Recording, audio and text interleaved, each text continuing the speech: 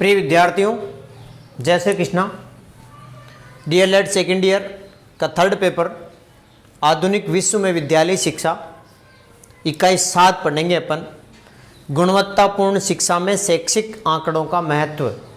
गुणवत्तापूर्ण शिक्षा यदि दी जाए उसमें हमारे जो एजुकेशनल जो डाटाज हैं, शिक्षा के आंकड़ों का क्या क्या महत्व है, किस प्रकार से आंकड़ों को डिस्प्ले करते हैं और किस प्रकार से आंकड़ों को किस आरेख में अपन प्रदर्शित करते हैं, उन सब के बारे में इस इकाई में अपन पढ़ने जा रहे हैं।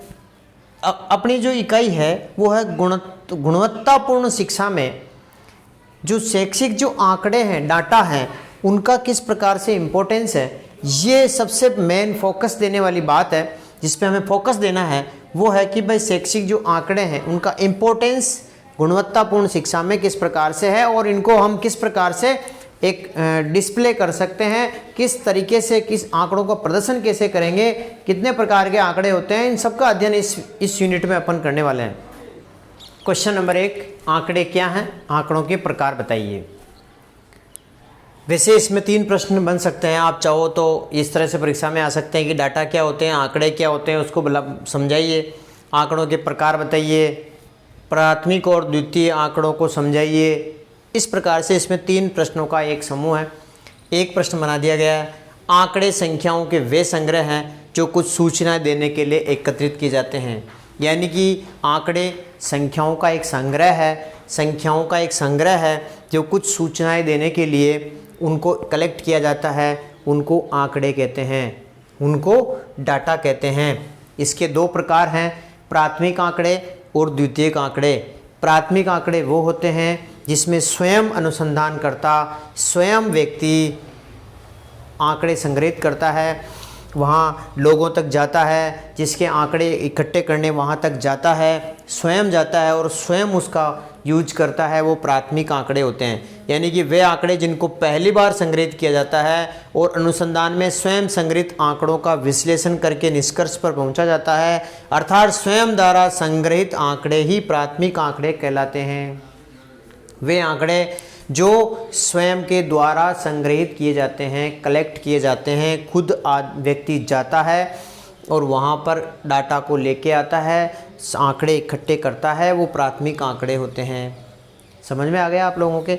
चलिए दूसरा आंकड़ा, द्वितीयक आंकड़ा जो होता है। द्वितीयक आंकड़े क्या होते हैं, जब दूसरों द्वारा एकत्रित आंकड़ों को, जैसे किसी व्यक्ति ने एक डाटा कलेक्शन किया, जैसे किसी पर्टिकुलर क्षेत्र की जनसंख्या में स्त्रियों और महिलाओं का कितनी जनसंख्या है, डाटा उपलब्ध कराए, एज वाइज 18 साल की इतनी उम्र वाली इतनी, वृद्धावस्था वाली इतनी, तो उन डाटाओं का जब प्रयोग, उन आंकड़ों का प्रयोग, जब एकत्रित आंकड़ों को जब दूसरे व्यक्ति उसका प्रयोग करे तो वो उनके लिए द्वितीयक आंकड़े कहलाएंगे। यानी कि जब दूसरों द्वारा एकत्रित आंकड़ों को जब अनुसंधान करता अपने अनुसंधान में प्रयोग में लाता है तो वे आंकड़े सेकेंडरी डाटा कहलाते हैं, द्वितीयक आंकड़े कहलाते हैं। क्वेश्चन नंबर 2, आंकड़ों का महत्व। इंपॉर्टेंट प्रश्न है ये, अपने इकाई में महत्वपूर्ण प्रश्न है ये, आप बहुत अच्छी तरह से इनको याद कर लेना। आंकड़ों का महत्व क्या है, इंपॉर्टेंस क्या है। देखिए, आंकड़ों से हम जटिल से जटिल समस्याओं को समझने और उनका तार्किक रूप से हल करने में ये जहाँ आंकड़े काम आते हैं। आंकड़े किसी भी कार्य योजनाओं का सही दिशा प्रदान करते हैं। राष्ट्रीय, राज्य एवं अन्य स्तर पर होने वाले शैक्षिक सर्वे एवं शोध में आंकड़ों का विशिष्ट महत्व है, लेकिन आवश्यक है कि आंकड़े शुद्ध हो, व्यापक हो एवं प्रामाणिक हो। आंकड़ों से ही भावी योजना तैयार होती है।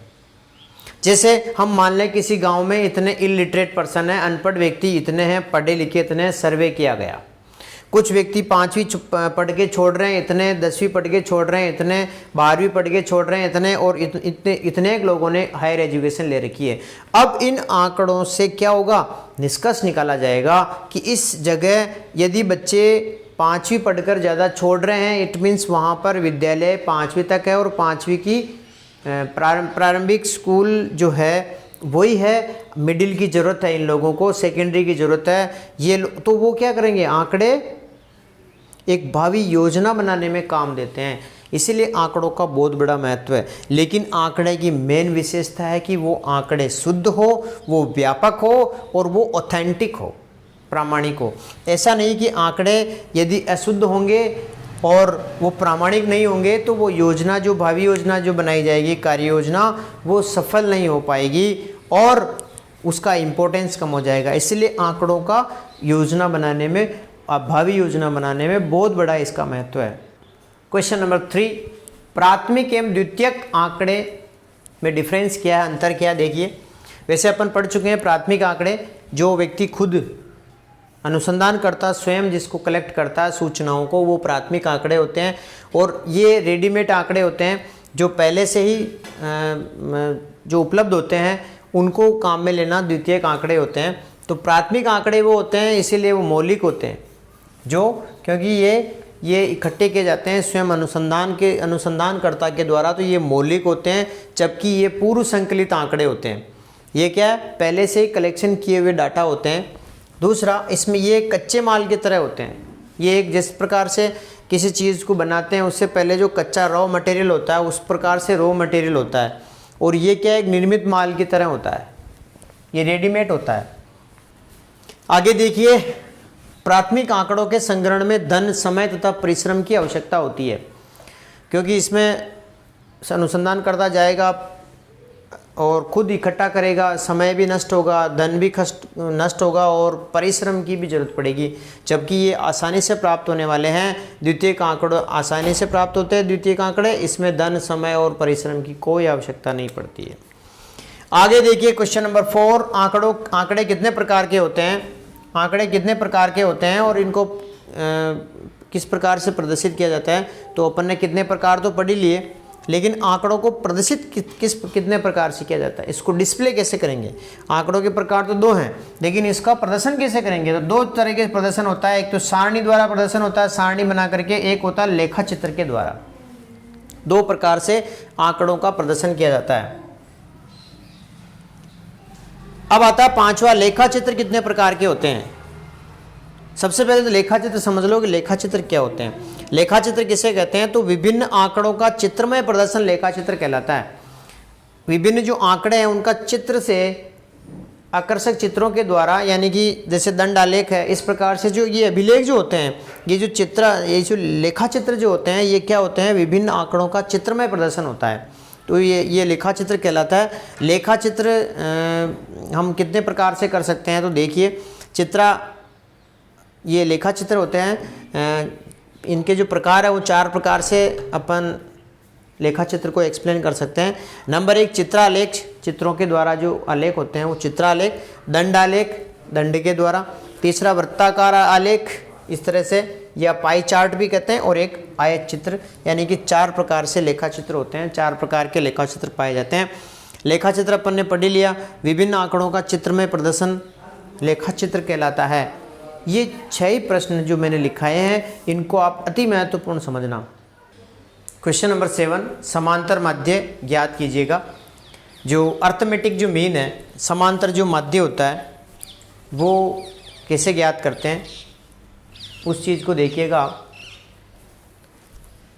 इसका सूत्र x बार बराबर sigma x upon n। Sigma x या समेसन x का मतलब होता है अवकलनों का योग बटा अवकलनों की संख्या, या अपन औसत का जो सूत्र है वो सेम इसी का है, राशियों का योग बटा राशियों की संख्या। तो सिग्मा x का मतलब इनका योग। अब जैसे इस तरह से कोई भी क्वेश्चन पूछ ले अपने को, यदि इसमें f दी हुई हो तो fx हो जाएगा, सिग्मा fx बटा सिग्मा f। इसमें केवल x वैल्यू दी हुई है, तो 5, 10, 2 और 3, 15 का समांतर माध्य ज्ञात कीजिएगा। ये कोई भी आंकड़े हैं, इनका समांतर माध्य ज्ञात करना है, तो इनको सबसे पहले जोड़ लेंगे, अवकलनों का योग कर लेंगे। तो 5, 10, 2, 3, 15, 5 प्लस 10 प्लस 2 प्लस 3 प्लस 15 बटा 5 अंक हो गए, 5 हो गए, 1, 2, 3, 4, 5, ये अवकलनों की संख्या हो गई, इसको हम n कहते हैं। समांतर माध्य का सूत्र हो गया सिग्मा x अपॉन n। अब ये टोटल जोड़ेंगे तो 35 हो जाएंगे, 35 बट्टा 5, 5 का जब इसमें भाग देंगे तो 7 आ जाएगा। हमारा समांतर माध्य कितना हो गया? 7। यानी कि 5, 10, 2 और 3 और 15 का जो औसत जो है वो 7 होगा। ये है समांतर माध्य। इन आंकड़ों से किस प्रकार से समांतर माध्य ज्ञात करते हैं, किस प्रकार से बहुलक ज्ञात करते हैं। अपन जब जैसे बहुलक की बात करते हैं कि बहुलक कैसे ज्ञात करते हैं, कोई भी आंकड़े हैं जैसे 2, 3 2 5 7 9 2। अब इसमें अपन देखते हैं तो 2 2 और 2 सबसे ज़्यादा बार आया है, इसीलिए इसका बहुलक हो जाएगा। जिसकी बहुलता है वो बहुलक है, तो ये 2 हो जाएंगे आंसर। तो ये एक बहुलक होता है। ये इम्पोर्टेंट प्रश्न है। मिलते हैं सेकंड पार्ट में। इसके सेकंड पार्ट बनाना पड़ेगा, थोड़ा सा लंबा है, तो मिलते हैं सेकंड पार्ट में। आप सबका बहुत बहुत धन्यवाद। Thank you very much.